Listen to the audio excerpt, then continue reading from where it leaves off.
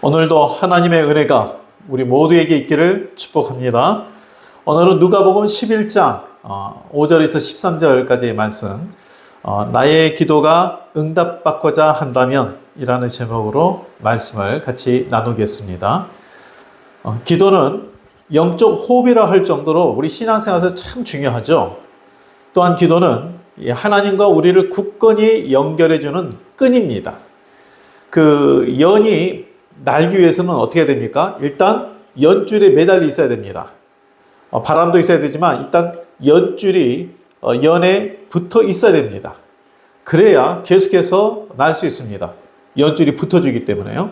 마찬가지로 우리는 기도를 통해서 하나님께 붙어 있고 그래서 또 하나님의 도움을 얻습니다. 그래서 기도는 우리에게 주시는 복이요 특권이라고 할 수 있습니다. 그런데 내가 이 기도, 나의 어떤 기도가 응답받기 위해서는 또한 내가 가져야 할 자세가 있는데요. 오늘 본문에서는 예수님께서 우리에게 두 가지를 말씀하십니다. 성경 전체에 보면 여러 가지 우리의 기도에 대한 그 바른 자세에 대해서 말씀하는데 오늘은 두 가지만 언급하도록 하겠습니다. 먼저는 간절함입니다. 간절함으로 기도하라는 것이에요. 누가복음 11장 우리 7절 8절 말씀을 읽어볼까요? 그가 안에서 대답하여 이르되 나를 괴롭게 하지 말라. 문이 이미 닫혔고 아이들이 나와 함께 침실에 누웠으니 일어나 네게 줄 수가 없노라 하겠느냐. 내가 너희에게 말하노니 비록 벗됨으로 인하여서는 일어나서 주지 아니할지라도 그 간청함을 인하여 일어나 그 요구대로 주리라. 이 말씀에서 예수님은 어떤 사람이 이제 친구에게 부탁할 때에 너무 신뢰가 될 때는 비록 친구라 해도 그 즉시 응답하지 않을 수 있다. 그러나 간청함으로 인하여서는 응답할 것이다 라고 말씀합니다. 여기서 예수님께서 말씀하고자 하는 그 요지가 뭐예요? 이 간절함의 중요성입니다. 간절함의 중요성. 그러니까 간절한 기도, 간구하라는 것이에요. 그 일반적으로 친밀한 관계가 있으면 부탁한 것이 수월하게 이루어지죠. 간청하지 않아도 대화만으로도 해결이 됩니다. 그래서 마찬가지로 우리가 하나님과 내가 친밀함이 있으면 하나님과 동행하면 응답도 속히 받죠. 그러나 이러한 친밀함에도 불구하고요. 때로는 하나님께서 우리에게 간절하게 기도하기를 원하실 때가 있습니다.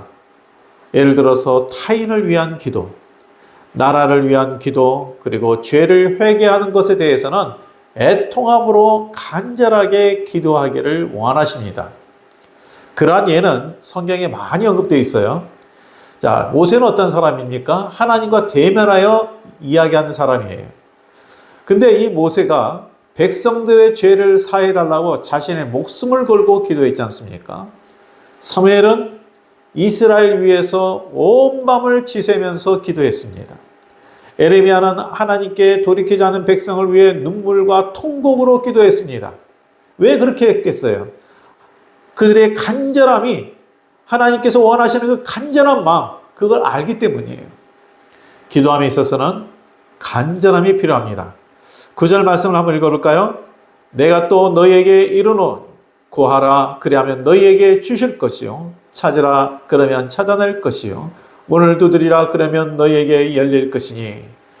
자, 예수님께서 구하라 그리하면 너희에게 주실 것이요 라고 말씀했는데요. 여기 구하라라는 이 원어의 의미는 지속적으로 구하라라는 그런 의미입니다.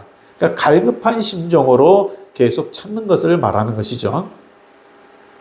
그렇다면 여기에서 이제 잠시 그 의문을 갖는 분들도 있을 거예요. 뭐냐면, 분명 하나님은 우리가 구하지 않아도 우리의 생각을 다 아시는 분 아닙니까? 멀리서도 하나님께서 나의 생각을 아신다고 했어요. 부르시지 않아도 내 마음의 소리를 다 들으시는 분 아닙니까? 그럼에도 왜 간절하게 구하기를 원하십니까? 라고 그렇게 의문을 갖는 분들도 있을 겁니다. 근데 그 이유가 뭐냐면 그것이 하나님께서 원하시는 방법이기 때문입니다. 에스겔서 36장 36절 37절 말씀을 제가 읽겠습니다. 나 여호와가 말하였으니 이루리라. 주 여호와께서 이같이 말씀하셨느니라.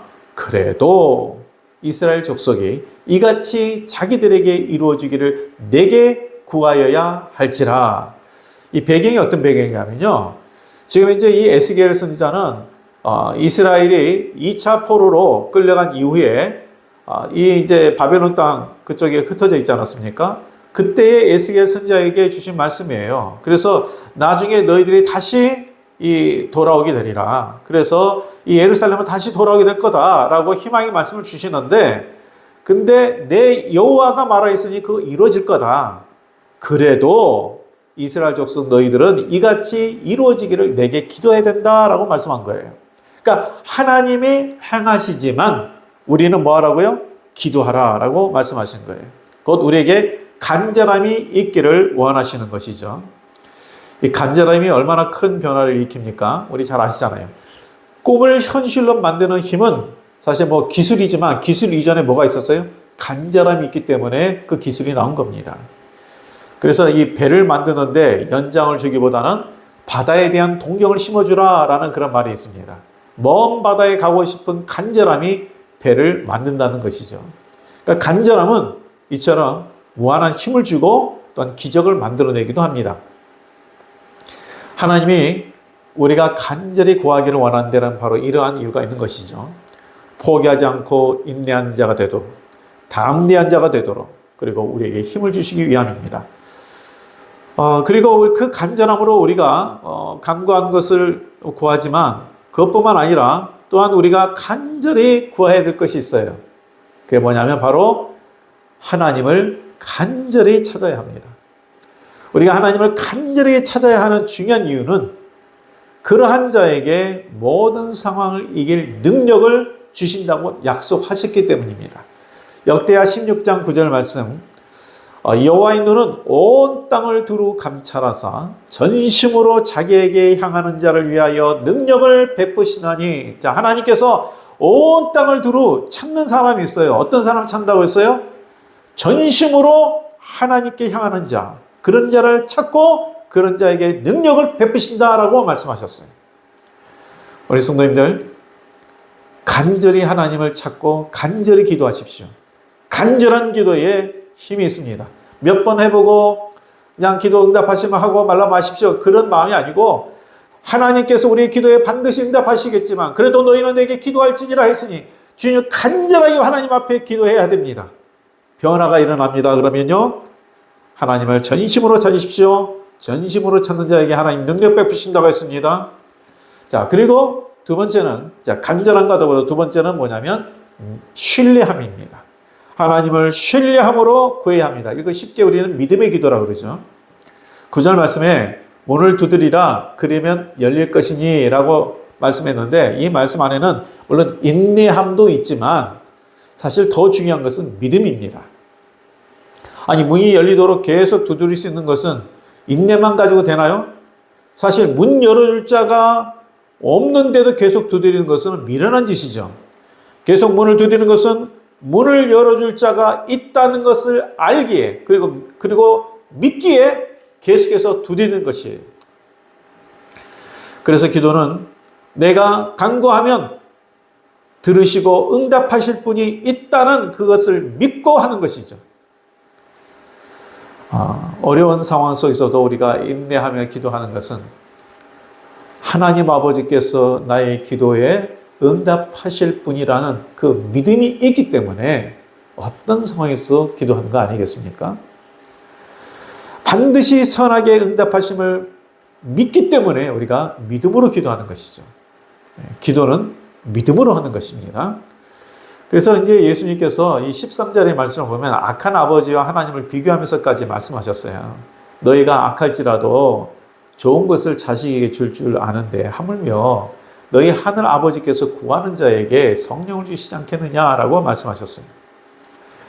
우리 하나님을 신뢰하는 기도에 응답이 있습니다. 우리가 사실 믿음으로 하나님 앞에 기도하는 것 같은데 그렇지 못할 때가 많아요. 당장 눈앞에 펼쳐진 여러 가지 어렵고 힘든 상황이 있으면 정말 이 기도하는 가운데 하나님 응답하실까? 막 그런 생각이 들어요. 정말 하나님 들으실까? 나에게 불가능한 것 같아서 하나님께도 어려울 거라는 그런 생각이 우리 가운데 있어요. 아니에요. 우리가 할 수 있는 것은 그건 사실 기도할 제목이 아니죠. 그것은 우리가 열심히 해결하면 돼요. 노력하면 돼요. 그러나 우리가 할 수 없는 것이기 때문에 더 간절히 기도하는 거잖아요. 우리가 도저히 우리 생각으로는 안 된다고 할 때 그때 하나님 역사할 때예요. 그렇기 때문에 우리는 역사시 하나님을 믿고 믿음으로 기도하는 것입니다. 그리고 우리가 기도할 때에 또 한 가지 기억해야 될 것은 이 타이밍이에요. 하나님의 응답의 타이밍. 이 타이밍이 참 중요하잖아요. 이 타이밍이란 말은 이런 뜻이죠. 주변의 상황을 보아서 가장 좋은 시기를 결정하는 적기. 이게 타이밍의 의미예요. 타이밍. 가장 좋은 적기. 그러니까 질병 발견도 타이밍이 참 중요하다고 그러잖아요. 그러니까 가장 초기에 발견하면 치료에 좋은 타이밍이에요. 근데 문제는 그 타이밍을 우리는 잘 모르잖아요. 네. 그런데 하나님은 나의 가장 적절한 타이밍을 아십니다. 나에게 발생된 문제를 해결하는 데서 가장 적절한 타이밍을 주님이 아셔요. 그래서 하나님은 내가 원하는 때가 아니라 가장 적기에 응답하시는 분이십니다.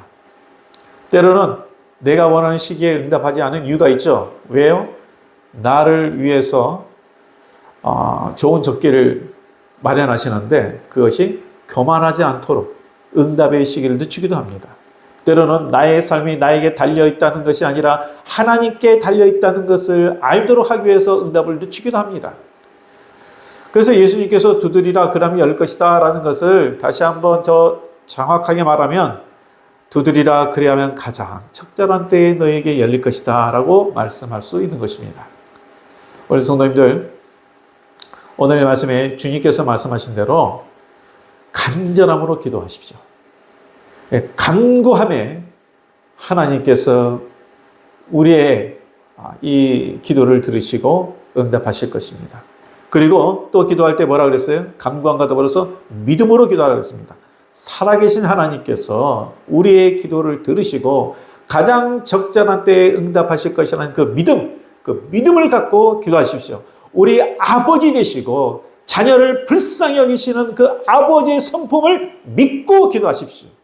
그 기도에, 믿음의 기도에 역사가 있습니다. 그래서 우리가 들으시는 모든 성도님들 정말 이 기도의 응답을 통해 하나님의 역사, 믿음의 역사를 경험하기를 주의 이름으로 축복드립니다.